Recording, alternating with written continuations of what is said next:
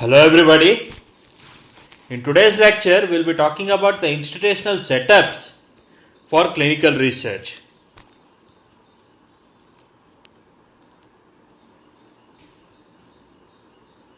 Whenever there is a clinical research happening, there also has to be a process which will allow for testing, developing and marketing of the medicines to be regulated. And thereby, this will bring about protection of the public interest. Globally, the major regulatory bodies for drug, which we very commonly have heard, are the United States Food and Drug Administration, the US FDA, and the European Medicines Agency or the EMA.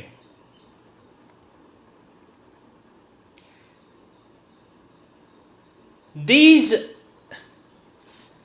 regulatory bodies, apart from licensing new medicines, which we have already learned, they will also carry out pharmacovigilance, regulating clinical trials, regulating herbal and homeopathic medicines, and also inspecting and maintaining standards of the drug development and manufacture. There are a variety of drug regulating agencies across the world. So, if we divide it according to the regions, also in the Americas, there are like country-wise regulatory agencies, and the most common of which in the Americas is the US FDA. Meanwhile, in the Europe and Middle East also there are a lot of regulating agencies, and most important and the biggest regulating agency is the European Medicines Agency or the EMA. Next, in the Asias also we have a lot of different regulatory bodies, and in India particularly you have the Central Drugs Standard Control Organization, which is also known as the CDSCO, and this comes under the Drug Controller General of India, and this is the highest body of drug regulation within India. This is also known as the Indian FDA in colloquial terms. And globally again, there could be possibility to regulate drugs across the countries, across the continents. And when it comes to regulation of the clinical trial, we have the International Conference on Harmonization, that is the ICH, which actually gives about the good clinical practice guidelines as well. And also the World Health Organization, that is the global regulatory body to ensure good health of all the global citizens. Now, talking about clinical research in India and its regulation. The first thing we should know is India is the major resource center for conducting clinical trials. And apart from conductance of clinical trials, this will also be the biggest resource center for the data management associated with the conduct of clinical trials within India and also abroad. And this is mainly due to the diversity in the patient population and also the large number of patient population you can find within the country. And this diversity is clubbed with well-trained and enthusiastic investigators in the form of well-educated scientists or well-qualified doctors. And to top it all, the cost of conducting any kind of a research or any kind of work within India is directly linked to the cost of labor in India, which is very inexpensive compared to a lot of other countries. So, such clinical trials or clinical research occur at significantly lower cost in India. So, this makes India an hotspot for clinical research across the world.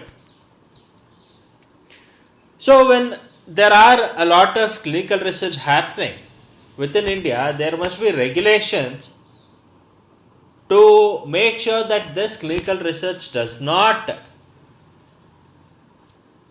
affect the lives of its citizens, and it is carried out in the most ethical way possible. So, in this regard, there are a lot of regulations that have been put forth since the year 1940.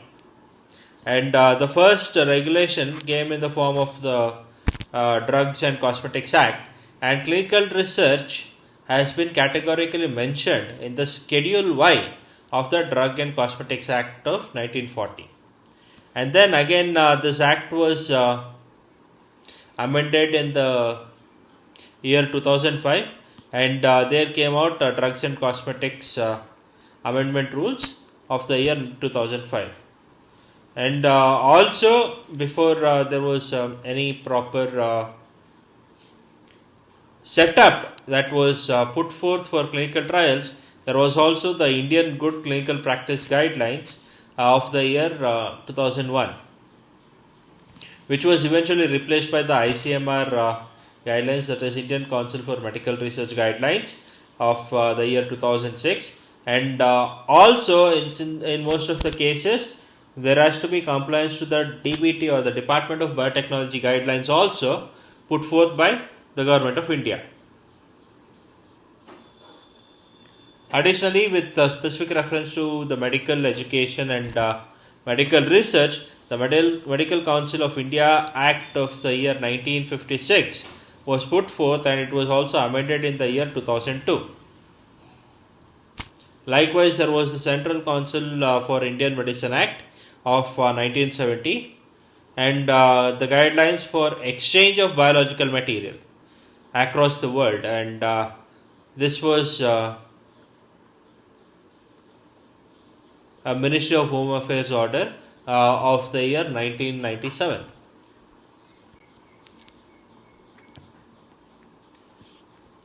Later on, over the period of time, transparency became a major concern, and there was the Right to Information Act of the year 2005 that came into existence, and under this right also a lot of compliance to clinical research has to be followed strictly, and this will be enabling a lot of whistleblowers to make sure that such clinical trials happen in good faith and ethically.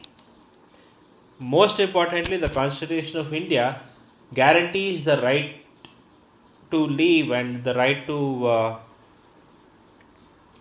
procure medical treatment and also justice to all its citizens. Thereby, this Constitution of India also, in a way or the other, across its articles and provisions, makes way for good clinical practices.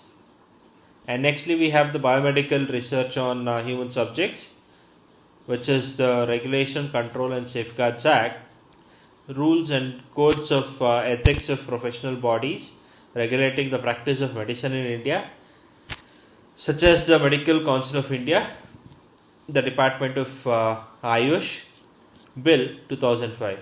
Here, this bill emphasized the importance of alternate medicine, such as Ayurveda, Yoga, Naturopathy, Unani, Siddha and Homeopathy in treatment of diseases, and also on how conduct of research involving humans through these methods could be considered as clinical research as well. And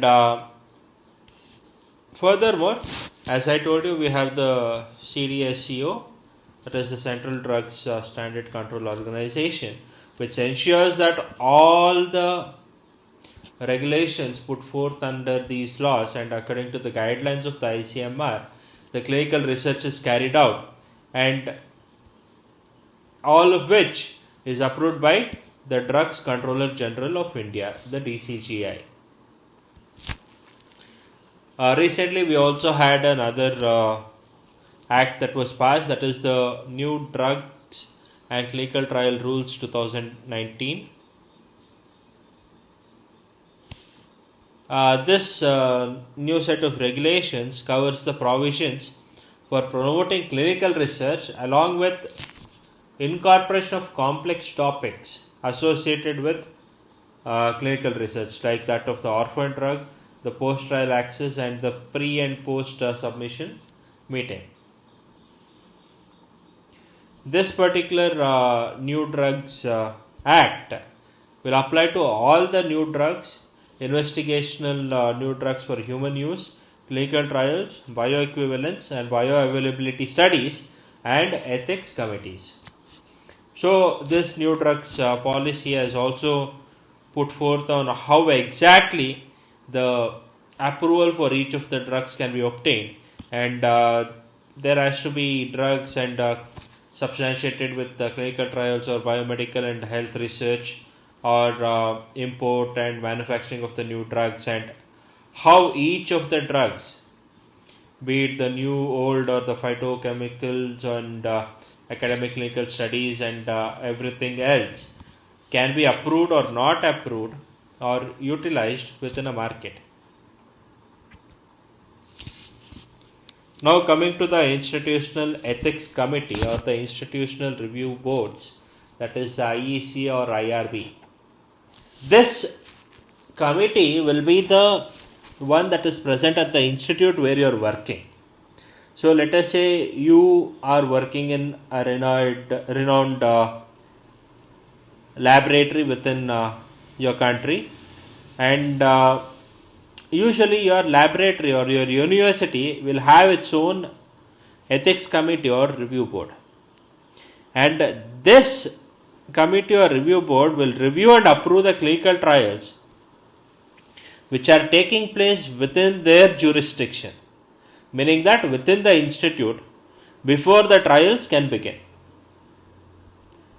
And these boards are composed of at least 5 members, which include eminent scientists, doctors, and also commoners. In some cases, human rights activists and lawyers can also be present in the ethics committee. They will make sure that the clinical trial is carried out according to the appropriate protocol, and this will also protect the rights and welfare of the volunteers who are participating as subjects of that research. And usually such review committees are registered with the National Regulatory Agency, like in India, like that of the ICMR or DBT, and they will be generally valid for 3 to 5 years, depending on the type of committee and the type of regulatory agency that is there. So, without any institutional ethics committee approval or institutional review board approval, no clinical research can be carried out. And you cannot even publish the data, nor will you get any kind of recognition for your data if you carried out such research without the approval of any of the committees.